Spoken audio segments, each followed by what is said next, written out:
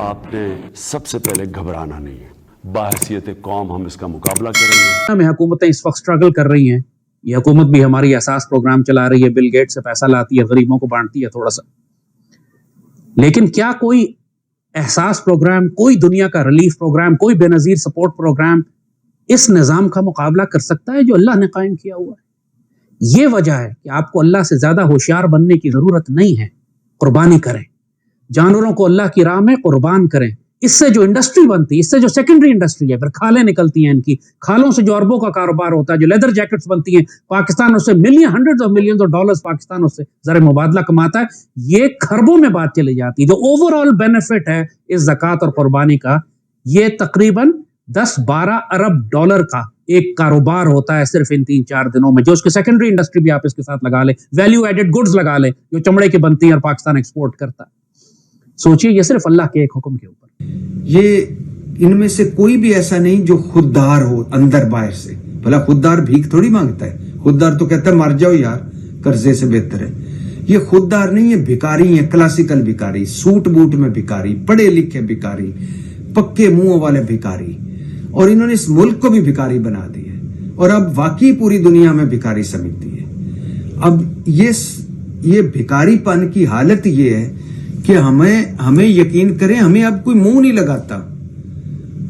اندر تو ہم 30 مارخاں بنے ہوئے ہیں, اور ان بھکاریوں سے, بے شرموں سے کوئی پوچھے کہ یہ ملک ایسا تھا جب تم اس پہ مسلط ہوئے, یا یہ ملک بھیک مانگنے کے لیے بنایا گیا تھا, یا قائد اعظم صاحب نے یہ ملک بھیک مانگنے کے لیے بنایا تھا. لاکھوں لوگوں نے بھیک مانگنے کی قربانیاں دی تھی. علامہ اقبال صاحب نے بھیک مانگنے کے لیے یہ خواب دیکھا تھا. پلگرمیج کے ویزاز پہ, یعنی کہ زیارتوں پہ عراق, ایران اور ساتھ سعودی عربیہ چلے جاتے ہیں حج اور عمرے کے لیے, اور وہاں جا کے یہ حرکات کرتے ہیں. ٹھیک ہے, اور یہ سینٹ کی کمیٹی کو بریفنگ دی گئی ہے, میری طرف سے نہیں, اوورسیز پاکستانیز کی جو سیکریٹریٹ ہے اس کی طرف سے. اس کے ساتھ ساتھ یہ بھی بتایا گیا کہ اب جاپان میں بھی یہ دھندا شروع ہو چکا ہے, یعنی کہ پاکستانی جاپان جا کر بھیک مانگنے کا ایک نیا پروگرام شروع کر رہے ہیں. وہاں پر بھی یہ کیسز سامنے آ رہے ہیں. جاپنیز بھی سوچ رہے ہوں گے کہ یہ نیا ٹرینڈ جو ہے ہم نے پریڈکٹ نہیں کیا تھا کہ یہاں پر آ کر یہ شروع ہو جائے گا. بے شرموں اس ملک کو بھکاری بنا دیا, اور ایسا بھکاری بنا دیا, میرے سامنے یہ فگرز پڑے ہیں کہ IMF سے 7 ارب ڈالر قرضہ لینے کا ہدف رکھا ہے. خیر سے IMF سے ہم نے 7 ارب کا قرضہ لینا ہے, لیکن ہمارا فائنانشل گیپ ہے, فائنانسنگ گیپ ہے جو 2 سے 3 ارب ڈالر ہے.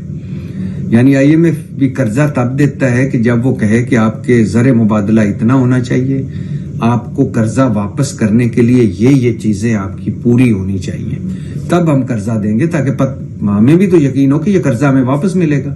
ہم نے تو IMF کو ویسے ہی بنا دیا ہے, ایک ویلن بنا دیا ہے. سعودی عرب, متحدہ عرب امارات, چین اور اس طرح دوسرے دوست ممالک میں سے کسی نے بھی اب تک 9 ارب ڈالر جو ہم نے موبلائز کرنے, اس میں سے کچھ بھی پاکستان کو ابھی تک نہیں ملا ہے. اور اسی وجہ سے غالباً IMF کا جو اجلاس ہو رہا ہے تازہ ترین ابھی 1-2 روز میں, اس کے ایجنڈے پہ پاکستان کے لیے جو قرضے کا نیا پروگرام 7 ارب ڈالر کا اپروو ہوا تھا, وہ ایجنڈے میں شامل نہیں ہے.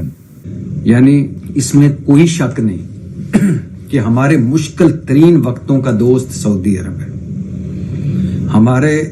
ہمیں ہر موقع پہ ہماری مدد کرنے والا سعودی عرب ہے. کبھی میں اس پہ آپ کو ڈیٹیل اس پہ ہم بات کریں گے کہ ہمارے ارد گرد جو ملک ہیں, جو برادر اسلامی ملک کہلاتے ہیں, جس میں UAE ہے, جس میں قطر ہے, جس میں ایران ہے, جس میں افغانستان ہے, اور جس میں سعودی عرب ہے, اس میں سب سے زیادہ ہماری مدد سعودی عرب نے کی ہے. لیکن کوئی کب تک مدد کرے؟ جب ہم اپنی مدد خود نہیں کرنا چاہتے تو سعودی عرب کیوں کرے گا؟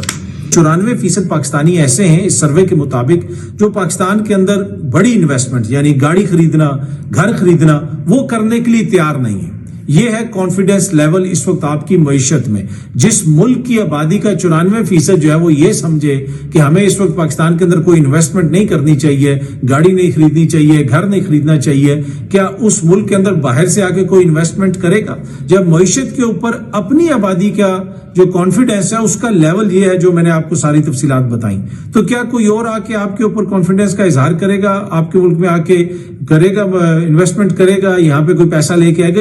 بڑا کوشچن ہے جو ہمیں خود سے کرنا چاہیے. لیکن یہ جو اس وقت حکمران ہیں یہ آئے اسی چیز کے اوپر تھے کہ جناب ہم نے معیشت بہتر کرنی ہے، 6 مہینے میں بہتر کر دینی ہے، سال میں بہتر کر دینی ہے. اور جو بھی حالات ہیں وہ آپ کے بھی سامنے اور میرے بھی سامنے.